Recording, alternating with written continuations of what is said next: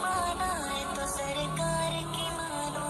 हर बात मेरे सैयद अबरार की मानो। बिस्मिल्लाहिर्रहमानिर्रहीम, अल्हम्दुलिल्लाह वस्सलातु वस्सलामु अला रसूलिल्लाह व अला आलिहि व सहबिहि व मन वालाह। अम्मा बाद, इससे पिछली मजलिस और पिछली कड़ी में हमने मुकम्मल की थी कुरान मजीद की वो आयतें जिनकी रूह से ये लाजिम आता है कि रसूलुल्लाह सल्लल्लाहु अलैहि वसल्लम के ज़रिए जो अहकाम मिलते थे इस उम्मत को वो दीन का हिस्सा थे, और दीन कुरान के अलावा हुज़ूर अकरम सल्लल्लाहु अलैहि वसल्लम के अहकाम, आपके इरशादात और आपके तर्ज़ अमल का भी नाम है। और कुरान की कई आयतों से ये बात बिल्कुल वाज़ेह तौर पे मालूम होती थी कि रसूलुल्लाह सल्लल्लाहु अलैहि वसल्लम के ज़रिए उम्मत को जो मिलता था कुरान ने उसको भी दीन करार दिया है। आज हम इसी गुफ्तगू को अब यहाँ से और आगे बढ़ेंगे। एक बात ख़ास तौर पर इस और उस पिछली गुफ्तगू से ज़रूर जोड़ी जानी चाहिए कि अगर कुरान ने वाज़ेह तौर पर यह बात कही है कि मुहम्मद सल्लल्लाहु अलैहि वसल्लम की ज़ात वाला से मिलने वाले अहकाम कुरान के अलावा भी दीन हैं, और दीन हुज़ूर अकरम सल्लल्लाहु अलैहि वसल्लम के इरशादात व अहकाम से मिलकर ही मुकम्मल होता है, तो इसका लाज़मी तकाज़ा ये है कि हदीस आज तक महफूज भी हो। इसलिए कि अगर कोई मुसलमान है तो उसको इस पर भी ईमान है, और कुरान मजीद ने इसका भी साफ़ इज़हार किया है कि ये दीन क़यामत तक के लिए है, और अल्लाह सुब्हानहु व तआला ने इसकी हिफाजत की ज़िम्मेदारी ली है। जब मुहम्मदुर रसूलुल्लाह सल्लल्लाहु अलैहि वसल्लम से अल्लाह ताला ने कहलवाया था कि कुल या अय्युहन्नासु इन्नी रसूलुल्लाह इलैकुम जमीआ, और जब कहा गया था कि हमने तुमको भेजा है काफ़तल लिन्नास, तमाम इंसानों के लिए, और जब कुरान ये कहता था कि ये किताब सारे इंसानों के लिए हिदायत है,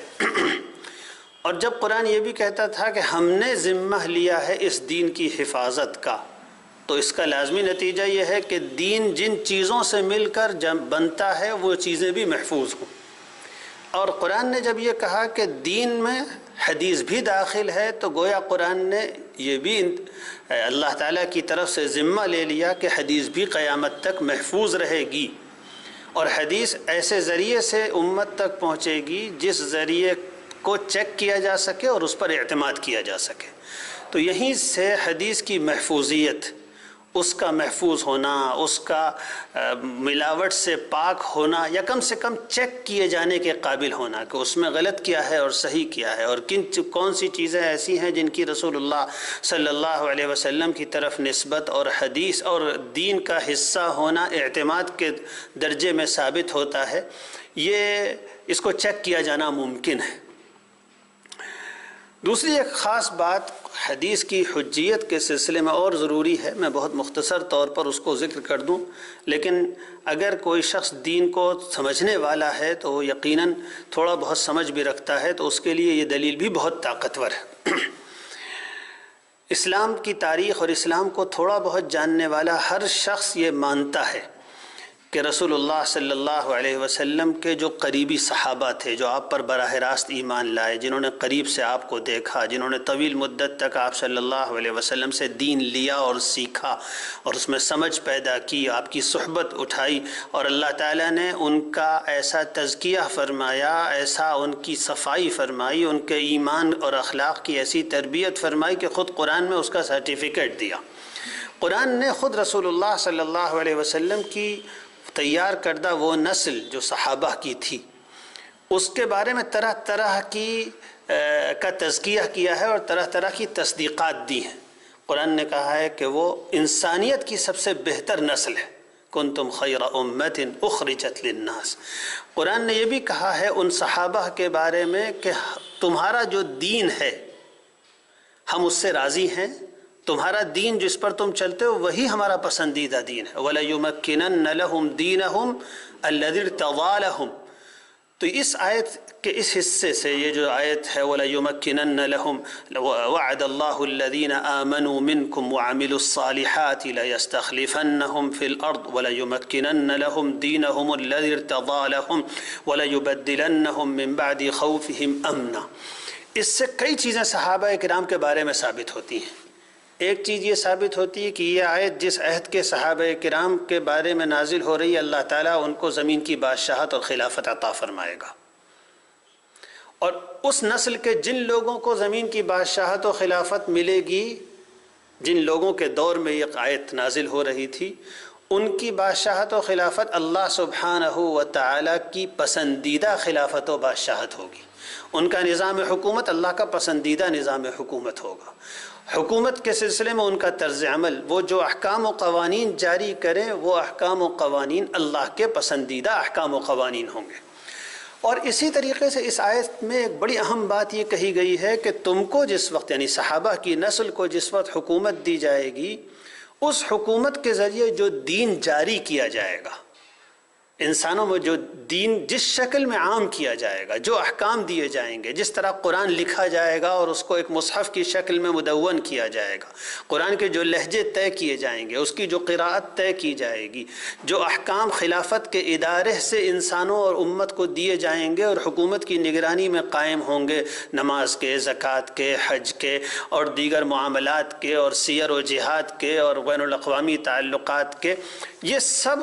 قرآن نے اس کی گویا پہلے سے اس کو سرٹیفائی کیا ہے کہ یہ اللہ کی طرف سے پسندیدہ ہوگا۔ وَلَيُمَكِّنَنَّ لَهُمْ دِينَهُمُ الَّذِي ارْتَضَىٰ لَهُمْ۔ تو صحابہ کرام کو اسی طریقے سے قرآن مجید نے صحابہ کرام کا غیر معمولی ان کو ایک نمونے کی نسل کے طور پر پیش کیا کہ یہ ساری انسانیت کے لیے ایک نمونے کی نسل ہے۔ کنتم خیر امت وکذالک جعلناکم امۃ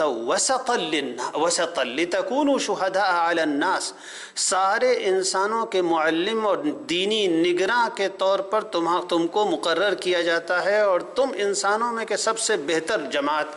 تم انسانوں میں کی سب سے بہتر جماعت ہو۔ تو اس سے یہ ثابت ہوتا ہے کہ ہم کو حدیث کا دین میں کیا مقام ہے، اس کو جاننے کے لیے یہ دیکھ لینا بھی کافی ہے کہ صحابہ کے یہاں حدیث کا کیا مقام تھا۔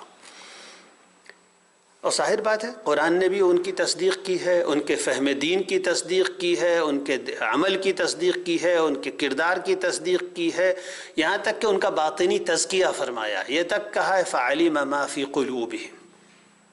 لَقَدْ رَضِيَ اللَّهُ عَنِ الْمُؤْمِنِينَ إِذْ يُبَايِعُونَكَ تَحْتَ الشَّجَرَةِ فَعَلِمَ مَا فِي قُلُوبِهِمْ۔ اللہ نے دل کے اندر کے حالات بھی دیکھ لیا، اور پھر اللہ راضی ہو گیا ان کے ظاہر سے بھی اور ان کے باطن سے بھی۔ اور پھر عقل عام سے بھی سمجھ میں آنے والی بات ہے کہ جس نسل نے براہ راست رسول اللہ کو دیکھا صلی اللہ علیہ وسلم، جس نسل نے خود قرآن رسول اللہ صلی اللہ علیہ وسلم سے دیکھا اور سمجھا، جس نسل نے حضور کی زیر نگرانی اور زیر تربیت اپنی پوری دینی زندگی بسر کی، اس کے ذہن و تصور میں حدیث کا جو مقام ہوگا وہی دین میں اصل مقام ہوگا۔ اب رجوع کیجئے اگر کہ صحابہ کرام حدیث کو حجت سمجھتے تھے یا نہیں سمجھتے تھے، اور کس طرح حجت سمجھتے تھے، تو کسی معمولی سی عقل رکھنے والے کو بھی اس میں شبہ نہیں ہو سکتا کہ سینکڑوں ہزاروں روایات سے بطریق تواتر یقینی طور پر ثابت ہے کہ صحابہ